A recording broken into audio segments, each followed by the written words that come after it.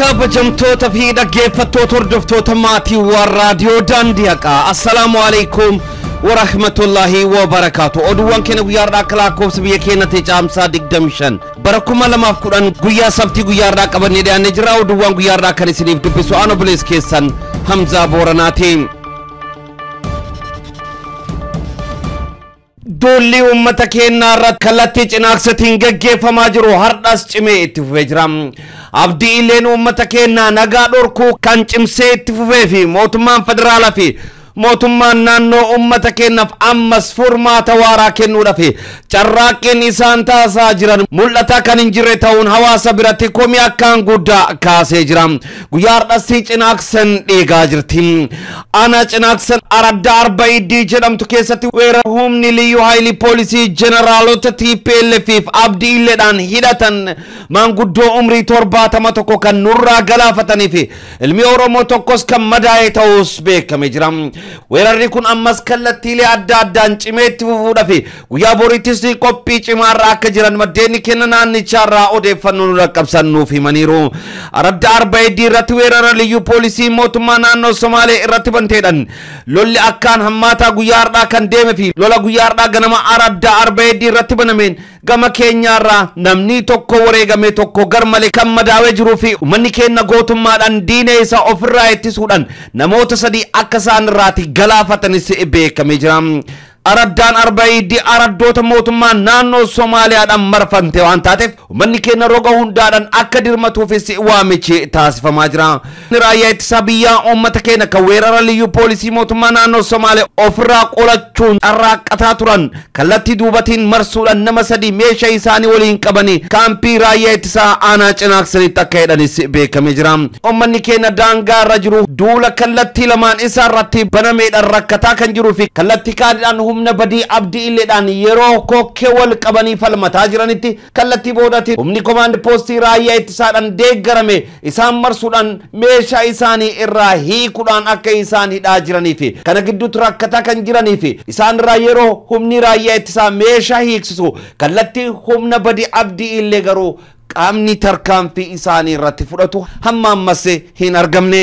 Maddeen keenya naannichaarraa dubbifne akka nuuf gabaasanitti maanguddoon guyyaa har'aa wareegame maqaan isaanii Xayyib Hasan kan jedhaman yommuu ta'u abbaa ilmaan 11 akka taanes raadiyoo daandii haqatti himaniiru. Naannichatti bilbiluudhaan obboleessa keenya hojiidhaan haala aanan cinaaqsan keessa jirtu dubbifne turtiin keessan nu faana ta'u. Salaamu alaykum warahmatullahi wabarakatuh. Waalaikum salaam warahmatullahi wabarakatuh. Hamza Booranaati raadiyoo daandii haqaarraati deebisee si bilbila jira. Akkam jirta Habibi? Nagaa Hamza amma anuma kan haasa'eessiteedha. Tole mee haaluma walii galaatiin guyyaan har'aa oolman cinaaqsan maal fakkaata? Rakkoon karaa kamiin deemaa turte? Mee miidhamni jiru maal fakkaata waan jirurraati? Dhaggeeffattoota keenyaaf haaluma walii galaatiin mee odeeffannoo nuu kenna. Baay'ee filatama godina Harargee Bahaa cinaaqsan araddaa arba'ii jedhamtu irratti ganama kana sa'a irratti weerarri poolisii mootummaa naannoo Somaalee gaggeesseen lolli sa'aatii 3 deemeeti ture. Achirratti uummata keenya daganiitii iddoo afuriin itti seenan araddaa arba'ii jechuun araddaa tarafa yookiin daangaa cinaaqsan irratti argamtu karaa Somaalilaand dhiyaatti kophaa jirti. Araddoota mootummaa naannoo Somaaleetiin marfamtee jirti. Iddoo isaanii keessa waan jirtuuf baay'ee nutis rakkachaatti kan turre. Haa ta'u garuu uummanni keenya diinummaadhaan ofirraa ittisee ofirraa deebisee nama tokko nama Xayyib Hasan jedhamu obboleessa keenya mataa keessa kan uumutame jaarsa manguddoo waggaa 70 osoo madoon isaa karaa irratti dhufaa jiruuf iddoo El Ahmar jedhamtu irratti lubbuun isaa ba'ee lubbuun isaa wareegamee rabbii warra jannata haa godhu amma isaa waanuuf qabriitti argamna. Lolli kun kan deemsifame akkuma isin jedhe sa'aatii 3 fi isaan irraa kan isaanii irraa namni sadii du'ee mirkaniidhaan uummanni keenya argeetu jira. Namni biraas irraa du'ee barbaadu takkiira namni dhukaasa manaa reeffa isaanii akka barbaadaa jiranii kan odeeffannoo nuti nuti qabe ijoolleen keenya karaatiirraa reeffa waliin dhufte kan nuti ibsaa jiranii. Haa ta'u galaatti aanaa kan keessatti darbee kana dura rakkoo uumamirraa booda xiqqoo tasgabbii argamus ammas kun deebisaniitu jiranii. Rakkoon kun waan dhaabbatu miti isaan yeroo tajaajila qaban itti keenya waliin beeknamaa ta'e of eegaa kun boodaaf uumamuu danda'a. Ammaaf waraanni makalakiyaa dhaqee waan reeffa fideen waraanni lokkaasni dhaabbatee ture. Haalli jiru ammaaf kanuma fuulduratti isaan والدفعات ما في نفقباتنا بلسكين عمدا tole mee kallattii nama keenyaarraati waraana hiikkachiisuu haalli jiru maal fakkaata kallattii kaanidhaan uummanni keenya liyyu haayilii ofirraa eega garanaan immoo akka argite waraanni sarraan hin hiikamne makalaakiyaa ofirraa eegaa jira mee haaluma waliigalaatiin kallattii kanaan namoonni argite hidhannoon irraa hiikame hidhannoo wajjin qabamanillee akka jiran dhageenne ture mee waan kanarraati nu ibsa haalli jiru maal fakkaata gama kanaadhaan galatuni obboleessa keenyaaf dhimma kana waliin wal qabatee akkuma beekamu nuti yeroo lolli jalqabame uummanni keenya karaa ilaalaa kan lola gaggeessu gara duraatiin karaa liqeessii mootummaa naannoo Somaalee waliin fuulaa fi fuulatti wal lolu gama duubaatiin ammoo makalaakiyaa ofirraa eegu jechuudha dhimmachuu kan dabalaaf maaliif labsii yeroo adatamaa keessa jirre jedhamee uummanni keenya yeroo hedduu meeshaa isaaniitii waliin bisomanii hanga beeraa kan jiran asillee kan jiran asitti guddoon deebiseen isaan harkaa futee waajjira poolisiitti kan hidhan jiran guyyaa har'aas kan ta'e kanuma weerara poolisiin uummata keenya irratti wantoota uummanni keenya uummata irraa ittisaa jiru waraanni makalaakiyaa duubaan itti dhaqe obboleeyyan keenya meeshaa isaaniitii waliin qabee ijattiin harkee makiinaa reeffaa waliin dhufanii amma qabamanii jiru. Hammaataa keessa uummanni keenya irratti yaaddeessu yeroo baay'ee waan kana jechuudha. Ati isaan irraa egaa gama kaaniin akka qabanii itti fakkaatan yeroo ati isaan irraa ittee isaan weeraruudhaaf ittisantu ni dhufa waraanni akka waliin bilbilanii rakkoo hammaataatu uumeera hanga keenya du'aa boqodha. Ayyee obboleessa keenya mee namni guyyaa har'aa wareega Xayyib Hasan kun nama maanguddoodhallee maatillee argite akka qabudha mee waan isaa irraati xiqqoo nu ibsa. Jaarsi kun obbo Xayyib Hasan namni jedhamu kun maatii lamaa fi ijoollee dubara 10 fi gurbaa tokko qaba. warra duraan jira dubara 9 qaba haadha isaa akka duraan irraa haadha isaa mudaa dhimma kana fuudhee hin jirre ijoollee lamarraa qaba tokko dhiiraa fi tokko dubara namni kun nama guddaadha nama loloes mana keessa seenes loluu danda'u miti nama baay'ee umrii isaa baay'ee deeme waan ta'eef haa ta'u garuu weerara galma kana argaa isaanii kanatti bakka afurraa itti baname ijoollee kana duuba taa'ee gorsuudhaan bakka afuritti isaan qoode gorsuudhaan isaan booda deemeeti kan isaan jajjabeessaa ture kanarratti lubbuun isaa kan wareegame akkatti isaa ta'ee inni mana keessaa hin turre isaan booda taa'ee isaan mooraalii kannaa booda deemaa taktikaalii isaan kan deeggaraatti ture haa ta'u guyyaan isaa gahee bakka keenya karaa akiraatti deemee jira rabbi jannataa kan nuti. Amiin egaa horaa bulaa deebana yaa wal quba qabaannaa nullee waan gama keessaniin jiru hordofaa uummata keenyaaf ni dhaqqabsina egaa kallattii karaa mootummaa federaalaaf mootummaa naannoo irraati hamma dhiyoo kanatti wanni jijjiiramni dhufee argitan waan kana furuudhaaf hojiin hojjetamu wamaan jira uummanni keenya kallattii awadaayitiin argitanii raashina qabatee gama cinaaksanitti yeroo deemullee akka karaa irratti ugguramellee dhageennee jirra waan kanallee irraa quba qabna meesi maalidha gama kanaa waan jiru ni isinirraa nu ibsitan. kallattiin mootummaa federaalaa jiru kabeef ni jiru du'aa dubbachuudhaaf yeroo darbe yeroo akkasitti weeraree ammaa fi waraana ajaja gubbaarraa daayirektii fudhatu makiinaa lama fidanii ture jidduu kanatti xiqqoo qabbanaa'etu ture haa ta'u garuu kun ammaas deebi'ee jira karaa mootummaa naannoo oromiyaasiinis ofirraa ittisaa malee isaan ofirraa deemtanii aladdaa isaanii seennaadha durirraa nuti takkaa aladdaa isaanii seennee hin beeknu asumarraa isaa jirra hanga ammaa kallattii jiru kanuma bulchiinsi aanaa rajulus baay'ee rakkatee jira gama kanaan uummanni isaan waxxaree jira gama kanaan isaan yoo waan tokko dubbatanii hidhamanii itti gaafatamaa bulchiinsaaf nageenya Muhammad Iyyaa namni jedhamu komaandi poostii hidhamee qoree bakka jaaltutti hidhaa jira ammoo yaa'u rakkoo hammaataa keessa jira jechuu barbaadeeti. Hayyee obboleessi keenya wal quba qabaannaa hayyee assalaamu alaikum warahmatullahi wabarakaatuh. وعليكم السلام ورحمة الله وبركاته. labsiin yeroo muddamaa dabaan biyyattii irratti labsamee ture akka kahu murtaa'e labsiin yeroo muddamaa gurraan dhala 9 bara 2010 sagalee gahaa osoo hin argatin dabaan obbo Abbaa Duulaa Gammadaa biyya nagaa irratti labsii yeroo muddamaa labse akka kahu manni marii ministeerota murteessuun isaa dhagahame manni marichaa marii guyyaadhaa geggeesse irratti nageenyiif tasgabbiin biyyaa waan deebi'eef labsichi kaafamu akka qabu murtee kan dabarsee fi muummeen ministeera biyyattii Dr. Abiy Ahmed yeroo biyyattiin kallattii nagaa qabataa jirtu kana keessatti labsiin yeroo muddamaa nageenyi uummataa yeroo argame kanatti labsiin yeroo muddamaa hin barbaachisu. Kanaaf labsiin kun hawaasa irraati ka'uudha qaba jechuudhaan ibsa galgala guddaa kennan keessatti beeksisanii jiru. Akkuma beekamu labsiin yeroo muddamaa kun yeroo guutummaa Oromiyaa irratti labsamee kaasee ilmaan Oromoo godinaalee adda addaa keessatti dhiigni isaanii dhangalaafamaa kan ture yommuu ta'u dhiigni ilmaan Oromoo humna raayyaa ittisaa garee command poostii kanaadhaan qindoomaniidhaan dhangalaafamaa ture hamma ammattis qorannoon geggeeffamaa jiraatus qorannoon geggeeffame qaamonni tarkaanfiin irratti fudhatame tokkos amma ammas hin argamne. Command postiin qe'ee uummata Oromoo keessatti dhiiga ilmaan Oromoo hedduu dhangalaasuudhaan qabeenya uummata Oromoo hedduu saamsaa ture akka ka'uuf murteeffamuun isaa kun dhiibbaa mootummaa irratti uummanni keenya geggeessiseedhaan akka ta'e kan eeramaa jirudha. Labsiin yeroo muddamaa kun ka'uun isaa wanta akka murteessaa ta'uu isaa wajjiidhaan qaamonni gocha duguuggaa sanyii uummata keenyaa irratti yeroo labsii yeroo muddamaa kana irratti magaalota adda addaa keessatti raawwatan kallattii gulantaa seeraadhaan itti gaafatamummaa akka fudhataman gochuun hojii ittaanu akka ta'es hayyoonni yaada isaanii kennaa jiru. Wixineen murtee seeraa labsii yeroo muddamaa dabaan uummata irratti labsame akka ka'u mana maree bakka bu'oota uummataaf dhiyaatee kan raggaa'u akka ta'es gabaafamee jira. mootummaan humna addaa poolisii Somaaliyaa akka diiguu Amnesty International gaafate. Amnesty International mootummaan Itoophiyaa humna addaa poolisii naannoo Somaaliyaa akka diiguu gaafateera. humni addaa Somaaliyaa naannoo Somaaliyaa keessatti humna farra shororkeessummaa ta'uun kan bu'uurame ta'uu isaa kan ibse Amnesty International. Humni kun uummata naannoo Somaaliyaa fi daangaa ce'uunis uummata Oromoo daangaa irra jiran irratti tarkaanfii suukanneessa fudhachaa jira waan ta'eef mootummaan federaalaa hatattamaan diiguun kanneen miidhaa geessanis koree walabaa qoratan hundeessuun seera takka dhiyeessu gaafateera. Dhaabbatichi humni kun torbaan kana keessa naannoo Somaaliyaa keessa manneen jireenyaa 48 gubuun namoonni gara Oromiyaatti akka baqatan taasisuu isaa ibseera. Dhaabbanni Amnesty International keessatti Director Afrikaa Bahaa fi Gaanfa Afrikaa kan ta'an Joowaan Nyaanuukii akka jedhanitti miseensonni poolisoota humna addaa akka barbaadanitti uummata akka miidhaniif heeyyamamuu hin qabu jechuun dubbataniiru. Dhaabbanni Amnesty International humni addaa kun torbaan darbee godina Harargee Bahaa aanaa Cinaaksanitti haleellaa haraddoota 4 irratti raawwataniin qotee bultoonni 5 du'uu fi manneen jireenyaa 50 akka gubatan ibsuun sababa kanaanis jiraattonni lubbuu isaanii baraaruuf qe'eef qabeenya isaanii irraa dhiisuun baqataniiru jedha.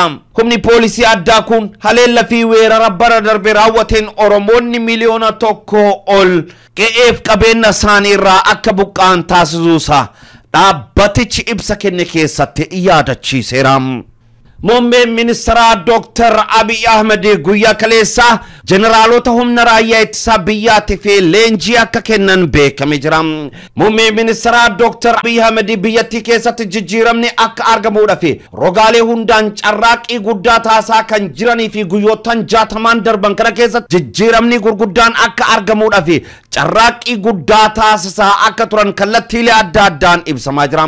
Muummeen ministeera biyyattii Dr. Abiy Ahmed guyyoottan 60 darban kana keessatti biyyoota ollaa adda addaatti imaluudhaan hidhamtoota lammiilee biyyattii hedduu kan hiiksanii fi dhimmoota dippiloomaasii fi misoomaa irratti biyyoota ollaa wajjiidhaan kan wal mari'atanii fi akkasumas hidhamtoota siyaasaa lakkoofsaan hedduu ta'an guyyoottan 60 darban kana keessatti akka hiiksisaa turanis gabaafamee jira. Kallattii biraatiin nageenyi waaraa biyyattii keessatti akka argamuu fi rakkooleen uummataa maal fa'aa akka ta'an beekuudhaaf kutaalee biyyattii hedduu keessa naanna'uudhaan hawaasa wajjiidhaan marii cimaa geggeessaa turanii jiru. Kallattii biraatiin hooggantoota ministeerota adda addaatiifis leenjii kennaa kan turanii fi guyyaa kaleessattis jeneraalota waraanaa TPLF gurguddoodhaaf leenjii kennaa kan turanii fi leenjii kennan kana gubbaarratti jijjiiramni bu'uura yaada akka argamuudhaafis ibsa kan kennanii fi biyya kufte keessatti jeneraalli kabajamu hin jiru. Kanaaf jeneraalli yeroo kamuu mootummaa wajjiidhaan osoo hin ta'in hawaasa wajjiidhaan dhaabbachuudha akka qabanis akeekanii jiru. Kallattii biraatiin jilli ODF obboleen colataan hoogganamu gara biyyatti eegi deebi'aniin booda marii qaamota itti gaafatamtoota mootummaa wajjin taasisuu ammas cimsanii itti fufanii jiru. Jilli ODF marii mootummaa Itoophiyaa waliin taasisan keessatti miseensonni adda bilisummaa Oromoo hidha jiran akka lakkifamanii fi ilmaan Oromoo lakkoofsaan hedduu ta'an achi buuteen isaanii dhabame akka beekamu yookaan akka barbaadaman gaafachuu isaanii obboleen Baatii kan jila kana wajjiidhaan gara Finfinneetti imalan gama toora Facebook isaaniitiin guyyaa har'aa beeksaniiru. Obboleen Baatii fuula Facebook isaanii irratti ibsa guyyaa har'aa kennan keessatti maqoota hidhamtoota fi warroota dhabaman hedduu tarreessuudhaan dhiyeessuu isaanii fi mootummaanis akka hidhamtoota gallakkisu akkasumas warra dhabaman barbaaduuf koree akka hundeessanis obboleen Baatii miseensi ODF kan gara biyyatti imalanii biyya jiran walii galuu isaanii toora Facebook isaanii irratti ibsanii jiru. Ilmaan Oromoo kumaatamaan lakkaawwaman command post hordofuudhaan manneen hidhaa keessatti dararamaa jiran manneen hidhaa keessaa hiikamu ammas itti fufee jira. Kanneen hin hiikamin ammas lakkoofsaan hedduu akka ta'an maddeenni keenya saaxilaa jiru. Gootichi Darajjee Margaa kan abbaan isaa mana hidhaa keessatti dararamaa ture abbaan isa dursee hiikame innis guyyaa har'aa akka hiikame beekame. Dargaggeessi miseensi KFO Darajjeen galmi obbo Baqqala Garbaafaadhaan himatame mana hidhaa keessatti akka hambifamu taasifame guyyaa har'aa akka hiikame beekame jira. Qabsoon abbootiin gadaa fi duula miidiyaa hawaasummaa irratti taasifameen hidhamtoonni command postiin qabamanii naannoo Harar mana hidhaa Mamraa keessatti hidhamanii turan akka lakkifaman gabaafame. Qabsoo abbootii gadaa naannoo Hararii fi duula miidiyaa hawaasaa irratti taasifamaa turedhaan hidhamtoonni command postiin qabamuun naannoo Harar mana hidhaa Mamraa keessatti dararamaa turan guyyaa kaleessa akka hiikaman gabaafame. Hidhamtoonni kun balleessa tokko malee baatii 3 oliif hidhamuun dararamaa kan turan yommuu ta'u warroottan hiikaman keessaa Constable Ifa Muhammad, Barsiisaa Abdul Jabbar Musa, Habuka Geetauni fi Shame Ahmad akka ta'an beekameera. Gama biraatiin hidhamtoonni command post naannoo Harar mana hidhaa Bootee irraa fuudhuun gara Direedawaa geeffamuun guyyaa kaleessa hiikaman dhiifaman kan hiikaman osoo hin taane wabii qarshii 3,000 qabsiisuudhaan akka ta'e maddeen keenya gabaasaniiru. Oppidiyoon hidhamtoota siyaasa hunda hiikne jettus hidhamtoonni hedduun yeroo ammattis mana hidhaa akka jiranii fi kanneen mana hidhaa Direedawaa irraa guyyaa kaleessa baanis wabii qarshiin akka ta'e kan beekame yommuu ta'u olola Oppidiyoon osoo hin dagamin ummatichi qabsoo isaa itti fufuun hidhamtoota siyaasa fi ilmaan Oromoo yeroo command postiitti hidhaman mana hidhaa jiran hunda akka gadhiisanii fi qabsaa'uu akka qabu dhaamsa keenya dabarfannaa. Hawwanii fi maanguddoon hedduun manneen hidhaa keessatti ammas dararamaa jiru. Kallatti biraatiin guyyaa har'aa poolisichi basaastuun Caanee Kabbada kan gooticha ilma Oromoo Adam Diimaa fi Oromoota hedduu ajjeesisa ture guyyaa har'aa ofii isaatiin of fannisee akka of ajjeese beekamee jira. Guyyaa har'aa jilli Ustaaz Raayyaa Abbaa Macaaf Ustaaz Kaamil Shamsuun durfamu lammiiwwan keenya shiira diinatiin qeef qabeenya isaanii irraa buqqaafamanii waliisoo jiraniif deeggarsa akaakulee adda addaa akka taasisan beekame. Gumaacha guyyaa har'aa saasan keessatti harcee konkolaataa lamaa fi firaasha 120 qubattoota abbaa warraa 38 ol kan ta'aniif gumaacha baasii qarshii 262,200 akka taasisan beekameera. Baasii kana kanneen gumaachan keessaa Torontootti kan argaman markaza dubartoota masjiida Ibnu Abbaas qarshii 93,000 akka gumaachan Ustaaz Raayyaa Abbaa Macaa raadiyoo daandii haqatti himaniiru. Gumaachi lammiif taasisu roga hundaan cimee kan itti fufuudha qabuu fi ummanni keenya magaalaa Adaamaa fi magaalaa Baatuu fi bakkoota adda addaatti qubatan yeroo ammaa kana keessatti rakkina hamaa gubbaa kan jiranii fi ummanni keenya deeggarsa akka isaaniif taasisus waamicha taasisaa jiru. Kallattii biraatiin guyyaa har'aa ummanni keenya magaalaa Finfinnee naannawa Giraaree fi safara Silxee jiraatan shamarran Oromoo fi Silxee tokkummaan ta'uudhaan ummata keenya shiira diinatiin qeef qabeenya isaanii irraa buqqaanii sulultaa qubataniif akkuma torbee darbee nyaata fi uffata alee adda addaa dhaqqabsan guyyaa har'as Aysuuzuu tokko guutuu nyaata fi uffataa fi deeggarsaalee adda addaa ummanni Silxee fi ummanni Oromoo magaalaa Finfinnee naannawa Giraaree fi safara Silxee jiraatan hawaasa keenyaaf taasisanii jiru. Shiirota wayyaanee bifa haarawaadhaan as deemaa jiran irratti hawaasni keenya if eeggannoo akka taasisu dhaamsa dabarsina.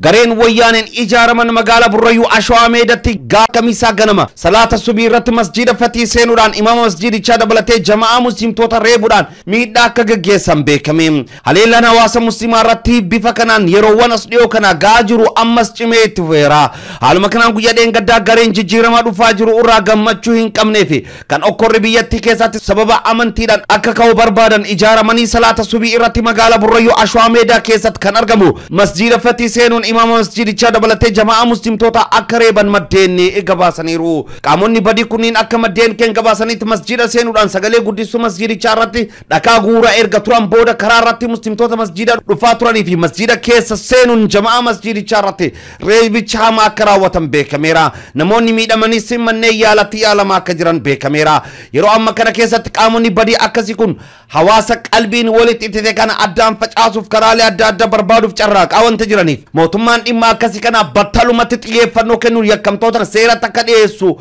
gaafanna. Hawaasni eeggannoo guddaaf tasgabbiin bitaaf mirga isaa hordofee akka shiirota akkasii kana waloon ta'uun saaxiluu dhaamsa dabarsina. Itti gaafatamtoonni mootummaa magaalaa Burrayyuu Ashawaa Meedatti argaman dhimma kana hatattamaadhaan hordofuun qaamota badii kana kan dhiiga maanguddoota kana dhangalaasan hatattamaadhaan seeratti akka dhiyeessu gaafanna. Maddeen keenya tokko akka gabaasaa jiranitti qaamonni badii kana dalagan seeratti dhiyeeffamanii yeroo muraasa booda akka hiikaman kan gabaasamaa jiru yommuu ta'u gochi kun gocha akka ansuu kanneessa ta'uudhaan warroottan kun hatattamaadhaan to'annoo seeraa jalatti deebi'anii yakka raawwatan kanaadhaa fi adabbii isaanii akka argatan qaamni hawaasa hunduu irratti hirmaachuu akka qabu dhaamsa keenya dabarsina. Kallattii biraatiin masjiidni magaalaa Sabbata keessa akka diigamuuf akeekkachiifni itti kenname. Ragaa seeraa qabeessummaa guutuu waan qabuuf diigamuurraa kan baraaramu akka ta'e miseensi koree fala barbaaddu fi hayyuun seera kan ta'e Ustaaz Kaamil Shamsuu fuula Feesbuukii isaa irratti beekse. Ustaaz Kaamil Shamsuu bulchiinsa Sabbata waliin marii gochuu isaa ibsuun masjiidichi akka diigamu jedhamee akeekkachiifni itti kenname kan ture. Manneen ijaarsa seenaan alaa diiguuf kallattii kennameen akka ta'e bulchiinsi dubbachuun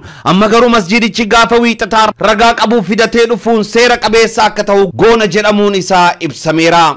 Oduu biyya alaarraatii nu dhaqqabeen. Oduu gaddaa mormii to'annaa qubsuma lafa haarawaa daangaa Gaazatti mootummaan Israa'el geggeessu mormuun hiriira mormii geggeeffame irratti narsiin Filisxeen Razaan Ashraf An-Najjaar waraana Israa'eliin ajjeefamuun gabaafame. mormii lafa qubsuma haarawaa qarqara daangaa Gaazatti mootummaan Israa'el lafa Filisxeen irratti geggeessu mormuun musliimoonni Filisxeen guyyaa kaleessaa yeroo hiriira mormii cimaa geggeessan tarkaanfii garaa jabeeyyiin waraanni Yahuudota Israa'el muslimtoota Filisxeen irratti fudhataniin lubbuun haati galataa wal'aansa madoo muslimtoota Filisxeen wal'aanuun beekamtuu fi ogeettiin fayyaa narsi umrii 21 Razaan Ashraf An-Najjaar yeroo hiriirri mormii cimaan guyyaa kaleessaa magaalaa Kibba Gazaarraa kiiloomeetira 25 fagaattee argamtu Kaan Yuunisitti hiriirri mormii geggeeffamu muslimtoota madoo Filisxeen gargaarsa namoomatiif hojii wal'aansa alal kheeritiif madoof wal'aansa kennaa jirtu waraanni garaa jabeeyyii Yahuudota Israa'el isnaayiperiin ilaammatanii rukutaniin qoma isii irra dhawamtee shahiiduu isii dhaabbanni oduu biyya Filisxeen Al-Yawm News Agency gabaasee oduu himaan humna waraana Israa'el ajjeechaa Razaan irratti yaada kennu irraa kan uf qusate yeroo ta'u ajjeechaa miseensonni humna waraana Israa'el namoota qulqulluu irratti geggeessan irratti yaada kennaniin waraanni Israa'el namoota nageenya irratti kan hin dhukaasne ta'uu ibsuun warreenni waraana isaanii rasaasan rukutan kan rakkoo waraana isaan irraan gahan qofa akka ta'e dubbatan. Haleellaa guyyaa kaleessa kanaan muslimtoota Filisxeen irraa namni tokko yeroo du'u namni 100 madaa'uun gabaafame. Hiriirri mormii qubsuma musliimoota Filisxeen lafa naannoo Gazaa Israa'eliin karaa seeraan alaatiin qabame deebisiisuuf sochiin hiriira mormii akka lakkoofsa Awurooppaa Maarchii 30 bara 2018 jalqabame moggaafama The Great March Return jedhamuun yaamamu erga jalqabame as yoo xiqqaate musliimoonni Filisxeen 120 ta'an waraana gara jabeeyyii Yahuudota Israa'eliin kan ajjeefaman yeroo ta'u kan 100 lakkaawwaman madaa'uu isaanii ni beekama. Warra ajjeefaman keessaa daa'imman umrii 5 gadi ta'an 14 akka ta'e ibsame jechuun dhaabbanni oduu biyya Filisxeen Al-Yawm News gabaase. Mootummaan Denmark labsii uggura niqaaba uffachuu dhorkuu raggaasise. mootummaan Deenmaark uffata niqaaba seera ugguru raggaasise. Mootummaan Deenmaark guyyaa kaleessa uffata dubartoonni fuula itti uffatan uffata niqaaba dabalatee uffatamu hunda kan seeraan uggure ta'uu raggaasise. Deenmaark uggura niqaaba uffachuu dhorkuu raggaasisuudhaan tarree biyyoota Awurooppaa seera niqaaba uffachuu raggaasan keessatti kan ramadamte ta'uu dhaabbanni oduu Associated Press gabaase. Guyyaa kaleessa qaamonni olaanoon seera tumtoota biyyattii dhimma marii seera uffata niqaaba kanarratti mari'achuuf murtii dhumaa dabarsuuf walga'an sagalee kennaniin sagalee 75 deeggarsa argachuu fi sagalee mormii 30 ta'een sagalee qoqqobbii 74 labsiin uffata hijaaba uffatu ugguru kan raggaasifame ta'uu gabaafame. Mootummaan Deenmaark yaada kana February keessa ugguruuf yaalii godhus osoo hin milkaa'in erga hafe booda uggurri kun amma labsamuun isaa ni yaadatama. Ministeerri haqaa Soren Pape Poulsen yaada kenneen seera raggaasifame kanarra dhaabbachuun lammiilee uggura kana diiganii argaman irratti tarkaanfii barbaachisu fudhachuuf guyyaan jalqaba Oogasti 1 irraa kan hojiirra oolu ta'uu dubbatan. Seerri kunis namoota uggura kana diiganii argaman irratti yeroo jalqaba adabbii mallaqa Deenmaark kroonii 1000 yookaan doolaara USA 156 kan adabu yeroo ta'u yoo ammoo irra deddeebi'uun seera kana diiganii argaman adabbii mallaqa kroonii 10,000 yookaan hidha baatii 6 akka adabaman addeesse jechuun dhaabbanni oduu AFP gabaase. Kabajamtoota fi dhaggeeffattoota hordoftoota raadiyoo Daandii Haqaa oduuwwan keenya guyyaadhaaf qabannee dhiyaannee kana fakkaatu qophiiwwan keenya hafan wajjin turmaata gaarii.